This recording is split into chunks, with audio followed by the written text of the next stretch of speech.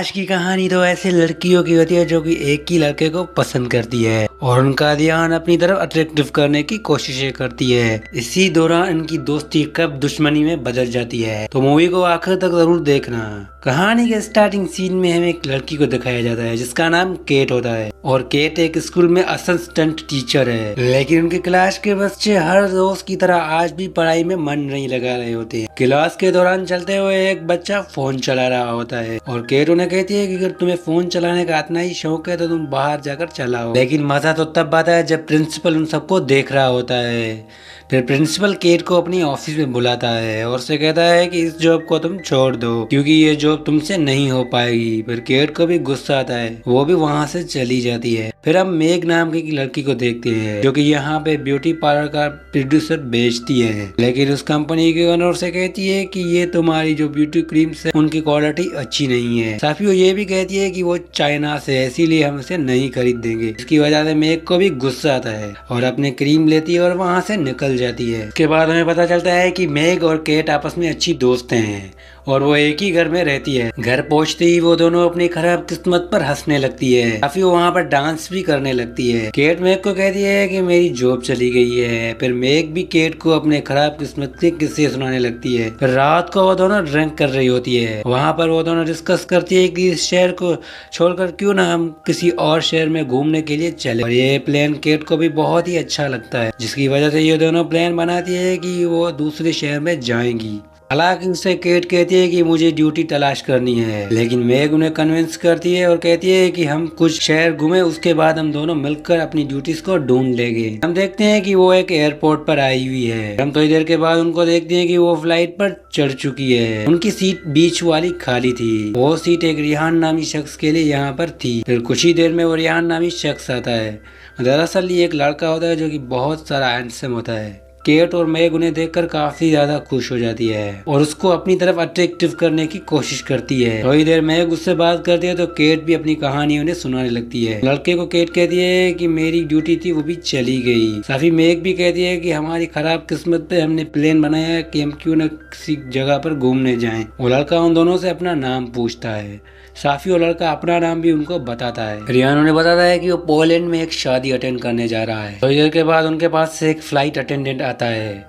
वो उन्हें बताता है कि फ्लाइट पोलैंड पर नहीं पहुंचेगी क्योंकि वहाँ की वेदर कंडीशन काफी ज्यादा खराब है, इसीलिए फ्लाइट को पोस्ट लेट पर लैंड करना पड़ेगा। फिर हम देखते हैं कि मेग और केट एक होटल पर आई हुई है। फिर उन दोनों की वहाँ पर मुलाकात रियान से भी हो जाती है। इससे हमें ये पता चलता है कि ये तीनों एक ही होटल में रह रहे हैं। उसके बाद वो दोनों वहाँ पर काफी ज्यादा खुश हो जाती है रियान को देखकर। रियान उन्हें कहता है कि तुमसे दोबारा मिलकर मुझे काफी खुशी हुई और केट और मेग भी उन्हें कहती है कि हमें भी बहुत खुशी हुई। उसके बाद रियान उन्हें कहता है कि आज रात 8 बजे होटल में पार्टी है, अगर तुम दोनों उस पार्टी में आओगी तो मुझे काफी ज्यादा अच्छा लगेगा। उसके बाद मेग और केट भी मान जाती है उस पार्टी में जाने के लिए। पहले केट आती है उस होटल में और रिहान से मिलती है। फिर थोड़ी देर के बाद ही वहाँ पर मेग भी आ जाती है, जिसकी रिहान खूबसूरती की तारीफें करने लगता है, जिसे मेग को काफी ज्यादा अच्छा लगता है। यहाँ पर 3 अजनबी शख्स आते हैं जो कि केट और मेग को लेने मारने लगते हैं। काफी उनको ये भी कहते हैं कि एक रात के लिए हमारे साथ होटल में नाइट गुजारो। फिर केट और मेग उन्हें एक असिस्टेंट ऑफिसर बताकर वहाँ से चली जाती है। अभी यह पता चलता है कि पोलैंड का वेदर कंडीशन और भी खराब हो चुका है, जिससे काफी ज्यादा रिहान परेशान हो जाता है। वो उन्हें कहती है कि कोई भी मसला नहीं है, तुम कार पे चले जाना। अगली सुबह रिहान एक कार नाम के आदमी की कार में जाना चाहता था। फिर वहाँ पर वो दोनों लड़कियां उन्हें कहती है कि हम भी तुम्हारे साथ पोलैंड चलेंगे। फिर वो लड़कियां भी उनके साथ चढ़ जाती है, लेकिन सबसे यहाँ पर बड़ी बात ये होती है कि केट आगे बैठी थी जबकि मेग और रिहान पीछे थे, जिससे केट को काफी ज्यादा जलस हो रही थी। फिर क्रेग सफर के दौरान सबको कहता है कि पोलैंड जाने के लिए तकरीबन हमें यहाँ पर 17 घंटे लगेंगे और वो सफर काफी ज्यादा बड़ा होने वाला है। केट देखती है कि रिहान और मेग के दरमियान काफी ज्यादा फासले बढ़ रहे हैं। इसकी वजह से वो मेग की कुछ पुरानी पिक्चर दिखाती है सबको। इसमें मेग काफी ज्यादा बुरी लग रही है, जिससे वहाँ पर सबको हंसी आती है। अब मेग का वहाँ पर मजाक बन चुका था, जिस पर मेग को भी काफी ज्यादा गुस्सा आ रहा था, लेकिन वो चुप होती है। इसका बदला तो वो जरूर लेगी। अब यहाँ पर ये पेट्रोल भरवाने के लिए एक पंप पर रुकते हैं। वहाँ पर केट एक वॉशरूम में जाती है। फिर मेग उस वॉशरूम का बाहर से दरवाजा लॉक कर देती है और वहाँ से चली जाती है। वापसी आने पर वो रिहान से काफी ज्यादा अटैच होने की कोशिश करती है।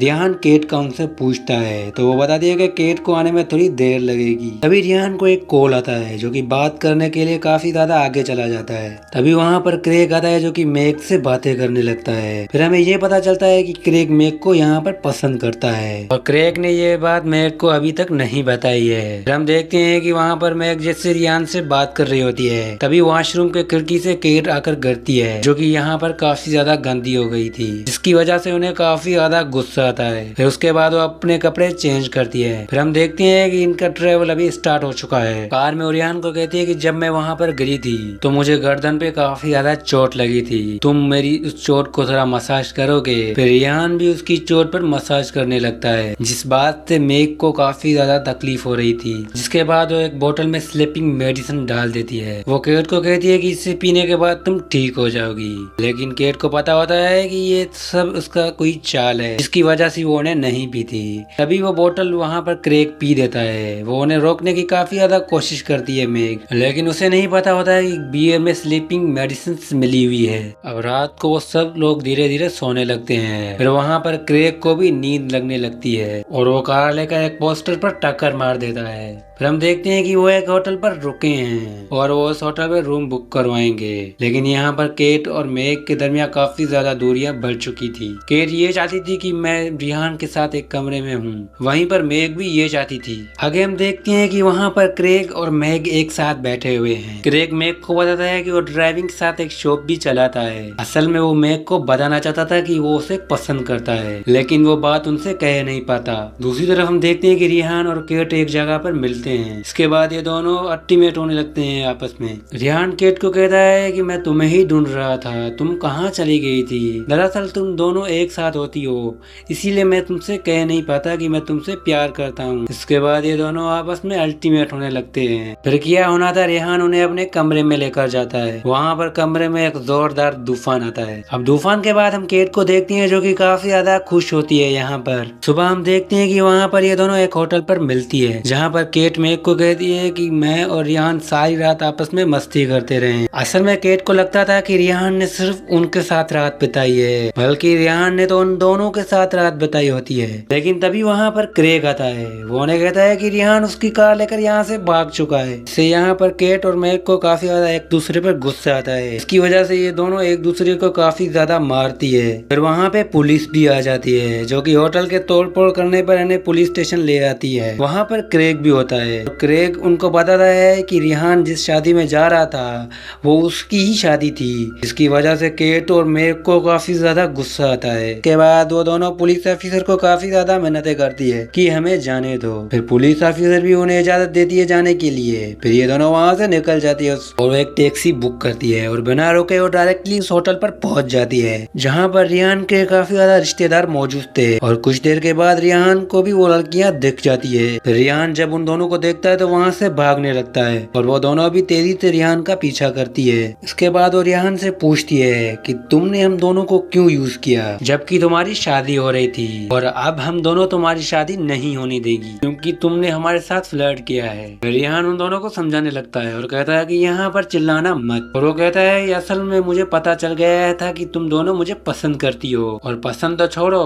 बल्कि तुम दोनों मुझे एक नाइट के लिए पाना चाहती थी। इसके बाद तुम दोनों ही तो मुझे छोड़कर जाने वाली थी, और धोखा तो तब होता जब मैं तुम दोनों में से किसी एक के साथ सेट हो जाता। मुझे पता चल गया था कि तुम आपस में बेस्ट फ्रेंड हो, जिसकी वजह से मैं तुम दोनों को आपस में लड़वाना नहीं चाहता था, जिसकी वजह से मैं वहाँ से भाग निकला। तभी वहाँ पर रिहान की वाइफ आ जाती है, जो कि रिहान से पूछती है कि ये दोनों कौन है। तो रिहान ने बताया है कि ये मेरी दोस्त है। तो वो भी उन्हें कहती है कि हम दोनों रिहान की दोस्तें हैं। फिर इन दोनों को समझ आ जाता है कि इन दोनों की गलती है, इसीलिए वे दोनों फैसला करती है कि इनको यहाँ पर कोई भी मसला नहीं करना। वो ये डिसाइड करती है कि रिहान की भले ही शादी हो जाए। फिर यहाँ पर रिहान की शादी हो जाती है। और दोस्तों इसके साथ इस मूवी का यहीं पर ही एंड होता है।